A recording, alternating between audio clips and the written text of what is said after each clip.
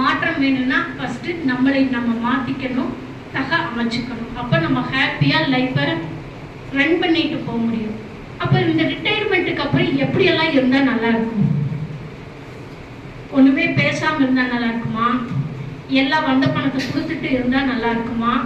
இல்ல எதுவுமே வேண்டாம், ஏதோ 3 நேரம் சாப்பாடு கிடைச்சா போதும் இருந்துக்கலாம் அப்படின்னு இருந்தா நல்லா இருக்குமா?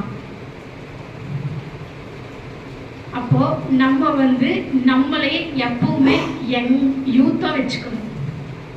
நம்ம என்ன நினைச்சுக்கிறோம், ரிட்டையர்ட் ஆயிட்டாலே நம்மளுக்கு பல இடங்கள்ல ஒரு குறிப்பிட்ட 45 வயசு கிராஸ் ஆனாலே நிறைய பேர் சொல்லுவாங்க, என்னங்க 45 வயசு ஆயிடுச்சு, இங்க சம்பாதிச்சு பண்ணி என்ன பண்றதுங்க, நம்மளுக்கு நான் 2 இட்லி கிடைச்சா போதும் அப்படின்னு சொல்லுவாங்க. அந்த வாழ்க்கை வாழாம நம்மளுக்குன்னு ஒரு அமௌண்ட் வச்சுட்டு யாரோட குறைகளையும் திருத்தறக்கு முயற்சியே பண்ணக்கூடாது.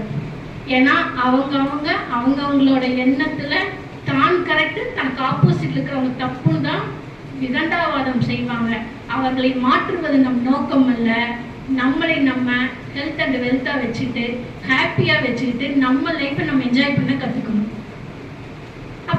அப்போ என் ஒய்ஃப் இப்படி பேசுமே, என் மகன் இப்படி பேசுமே, என் மகன் ஏதோ ஒன்று கேட்டுச்சுன்னா நான் எதுவுமே பேசக்கூடாது. ஆனா அவங்களோட சந்தோஷத்தை சொன்னா, ஆமா நீ சொன்னது சூப்பர்னா நீங்க கரெக்டும்பாங்க.